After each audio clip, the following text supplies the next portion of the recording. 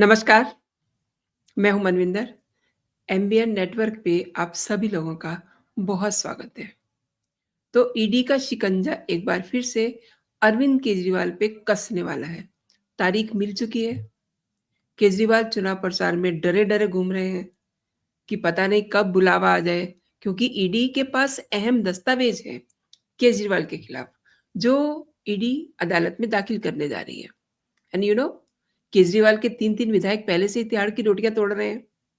आगे बढ़ने से पहले दोस्तों, आपसे मेरा वही विनम्र निवेदन, आग्रह, चैनल को सब्सक्राइब कर लीजिए और कंटेंट अगर पसंद आ रहे हैं तो लाइक ज़रूर कीजिए। देखिए, बेल आइकन को भी आप हिट कीजिए और ऑल पे जाकर के हिट कीजिए ताकि आपको मेरे सभी नोटिफिकेशन मिल सकें। तो सभी नेशनलिस्ट, राष्ट्रवादी चैनल के प्रति अपना स्नेह, सपोर्ट बनाए रखिए। शराब घोटाले से जुड़े मनी लॉन्ड्रिंग मामले में दिल्ली की एक अदालत ने केजरीवाल की याचिका पर मंगलवार को सुनवाई की। अब ये बड़ा गड़बड़ हो गया है और ये बड़ा सीरियस मैटर है। आप ये समझ लीजिए कि एक तरफ तो ये चुनाव में लगे हुए हैं, लेकिन आप सोचिए ये इतने ड्रामे क्यों कर रहे हैं? क्यों अपने ऊपर हमले करवा रहे हैं? क्यों इतनी सिंपैथी गेन कर रहे हैं? क्यों विक्टिम कार्ड खेल रहे हैं? इन्हें पता है कि ये चुनाव के दौरान भी, इलेक्शन से पहले भी ये जेल जा सकते हैं। ईडी केजरीवाल के खिलाफ कोर्ट में अहम दस्तावेज पेश करने वाली है, जिसके लिए ये समझ लीजिए कि अगर वो दस्तावेज कोर्ट में जाते हैं तो अरविंद केजरीवाल की मुसीबतें बहुत बढ़ जाएंगी। और फिलहाल कोर्ट में 21 दिसंबर को इसकी सुनवाई होनी है। ईडी ने कोर्ट से कुछ समय भी मांगा है, क्योंकि ईडी को जो अहम सबूत मिले हैं उनके साथ जो दस्तावेज हैं उनको अदालत के सामने प्रस्तुत करना है, इसलिए समय लिया है। और ये जो दस्तावेज हैं, ये दस्तावेज अरविंद केजरीवाल की मुसीबत को बढ़ाने वाले हैं। और सुनवाई के दौरान अरविंद केजरीवाल के वकील क्या कहते हैं? वो ये कहते हैं कि ट्रायल कोर्ट ने ईडी की चार्जशीट पर अभियोजन चलाने के लिए जरूरी अनुमति के संज्ञान तो लिया है, लेकिन वो कानूनी रूप से वैध नहीं है। ऐसे में ट्रायल कोर्ट के आदेश पे रोक लगाई जाए। इससे पहले 10 जुलाई को राउज एवेन्यू कोर्ट ने ईडी के चार्जशीट पर संज्ञान लेते हुए अरविंद केजरीवाल को पेश होने का आदेश दिया था। ये पहले की बात है। अब तो खैर वो जमानत पर है। उसी पर 17 मई को ईडी ने 7वीं पूरक चार्जशीट दाखिल की थी, जिसमें आम आदमी पार्टी और अरविंद केजरीवाल को आरोपी बनाया था। आप देखिए, इनकी पार्टी पर भी संकट आ चुका है। इस मामले में अरविंद केजरीवाल, संजय सिंह, मनीष सिसोदिया और के कविता को ऑलरेडी नियमित जमानत मिल चुकी है। लेकिन आपको याद होगा, ईडी ने 21 मार्च को देर शाम को अरविंद केजरीवाल को दिन भर पूछताछ की, क्योंकि इससे पहले आपको पता ही है कि इनको सम्मन दिए जा रहे थे। हर सम्मन को ये इग्नोर कर रहे थे। ये सोच रहे थे कि ऐसी खेल चल रहा है, ये तो सीएम है, इन्हें तो कोई हाथ नहीं लगा सकता, कोई टच नहीं कर सकता। लेकिन इन्होंने खुद ही अपने लिए मुसीबत ले ली थी। इन्होंने क्या करा था? बहुत स्मार्ट है ये, और अपने आप को समझते हैं कि इनसे ज़्यादा कानून तो किसी को आता ही नहीं है, समझ नहीं है। इन्हें इनके जो बड़े वाले वकील साहब हैं, इनकी लीगल टीम के जो हेड हैं, सिंघवी साहब, उन्होंने ये कह दिया कि आप एक एप्लीकेशन मूव कर दीजिए कि इन्हें ये बता दिया जाए कि ये अरेस्ट नहीं होंगे, इन्हें प्रोटेक्शन दे दी जाए, इसका वादा कर दिया जाए, इसका लिखित में इन्हें बता दिया जाए कि ये प्रोटेक्ट है, इन्हें ईडी अरेस्ट नहीं करेगी, तब ये ईडी के सामने पेश होंगे। भाई क्यों? आपके पहले वाले सब लोग ईडी के सामने प्रस्तुत हुए थे, किसी ने प्रोटेक्शन नहीं मांगी। हाँ, जब जरूरत पड़ी तो उन्हें अरेस्ट किया गया। अब ये फाइल जब कोर्ट के सामने जाती है तो जज ने कहा कि ये सब तो पूरा मामला बना बनाया है, आपने इन्हें अभी तक अरेस्ट क्यों नहीं किया? आपको तो अभी तक अरेस्ट कर लेना चाहिए था अरविंद केजरीवाल को। उस समय तक वो सीएम थे। अब ईडी के ऊपर भी सवाल आ गया और जज ने तो ये तक पूछ लिया कि आपको रोका किसने है? कौन आपको कह रहा है कि अरेस्ट ना करिए? And the very same day evening में अरविंद केजरीवाल गिरफ्तार हो जाते हैं और 10 मई को सुप्रीम कोर्ट ने केजरीवाल को 1 जून तक की एंटरिम ज़मानत दी। आपको पता ही है, चुनाव चल रहे थे उस समय लोकसभा के और इन्होंने बड़ा शोर मचाया। आउट ऑफ द वे जाकर के इनको अंतरिम ज़मानत दी थी 10 मई को। उसके बाद फिर 2 जून को इन्होंने सरेंडर भी कर दिया। बड़ा इन्होंने ड्रामा करा था उस समय कि मेरी तबीयत ठीक नहीं है।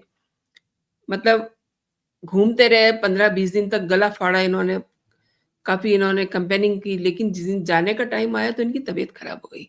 बड़े ड्रामेबाज़ हैं और 2 जून को इन्हें फाइनली सरेंडर करना पड़ा और केजरीवाल को 26 जून को सीबीआई ने गिरफ्तार कर लिया। ईडी ने 10 मई को छठी चार्जशीट दाखिल की, जिसमें बीआरएस नेता के कविता, चंद्रप्रीत, गोवा वाले, दामोदर शर्मा, प्रिंस कुमार और अरविंद सिंह को आरोपी बनाया गया था। कोर्ट ने 13 सितंबर को केजरीवाल को सीबीआई के मामले में नियमित जमानत दे दी थी। ठीक है? एक तरह से आम आदमी पार्टी का हाल देखिए क्या है। सब जमानत पर है, लेकिन पूरी टीम अगर देखें तो सब एक से एक बढ़ कर के हैं। अब इनके 3 एमएलए जेल में हैं। अमानतुल्लाह खान मनी लॉन्ड्रिंग के मामले में जेल में है। नरेश बालियान फिरौती एक्सटॉर्शन के मामले में जेल में है, जिसकी अभी 2 दिन पहले ही बीजेपी ने एक ऑडियो शेयर की थी। मैंने भी आपके साथ वो ऑडियो शेयर किया था। एंड नरेश यादव, इन पे तो बहुत संगीन आरोप है। ये आरोप अब तूल पकड़ चुका है। इस पे शाजिया इल्मी ने एक प्रेस कॉन्फ्रेंस भी की है और काफ़ी कुछ बताया है, क्योंकि ये मामला छोटा नहीं है, ये धर्म से जुड़ा हुआ मामला है। कुरान के अपमान वाले मामले में आम आदमी पार्टी के विधायक नरेश यादव दोषी पाए गए।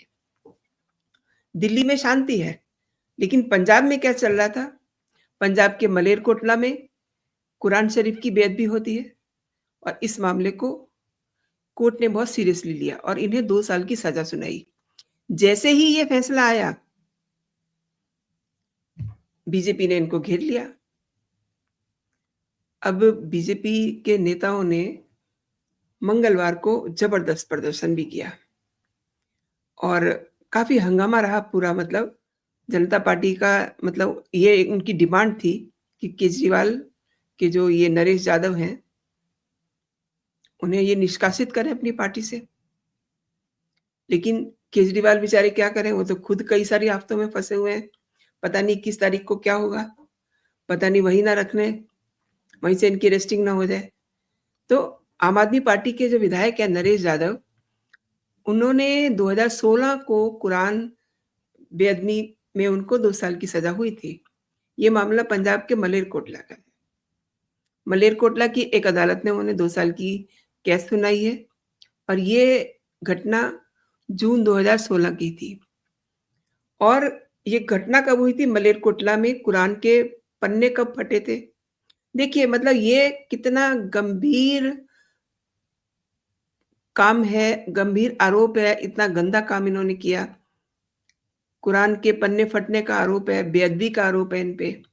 वहाँ काफ़ी हिंसा भी हो गई थी, और गाड़ियों को आग लगा दी थी। इस मामले में यही नहीं, 4 और लोगों को भी अरेस्ट किया गया था। अब ये सीन है इनकी पूरी आम आदमी पार्टी का। एंड मैंने अभी आपको बताया कि जो अ, चार्जशीट है, उसमें आम आदमी पार्टी को भी पार्टी बना लिया गया है। उसी पर 21 तारीख को निर्धारित किया गया है। अब उस दिन कुछ और इम्पोर्टेंट दस्तावेज़ भी ईडी के लोग रखने वाले हैं। अब डर से, अंदर से केजरीवाल, उनके मन में ये लग रहा है कि मैं चुनाव लड़ पाऊँगा या नहीं। हालाँकि मैंने आपको लास्ट वीडियो में बताया था कि वो चुनाव नहीं लड़ने का भी प्लान कर रहे हैं, क्योंकि उन्हें उन्हें ये लग रहा है कि उनके जब इतने बुरे हाल हैं, उन पे जो आरोप है, शराब घोटाला है, तिहाड़ जेल में रह कर के आए हैं, सब लोगों को पता है। जो जनता है उसके जवाब माँग रही है कि आप जेल क्यों गए थे? अब ये कहने को तो कह देंगे जी मुझे तो गलत फँसाया गया, लेकिन गलत नहीं फँसाया गया। उससे पहले ही देखिएगा, चुनाव से पहले ही फिर कोई बड़ा हंगामा होगा, फिर ये अरेस्ट होंगे, फिर बवाल मचेगा। 21 तारीख तक इंतज़ार कीजिए, देखिए फिर क्या खबर आती है। तब मैं आपको वो सब भी शेयर करूँगी आपसे, आपके साथ। आपने दोस्तों मेरे साथ पूरा वीडियो देखा एंड आप अक्सर कहते हैं कि वीडियो को मैं क्रिस्पी बनाऊँ, छोटा बनाऊँ, तो मैंने ये छोटा वीडियो बनाया है।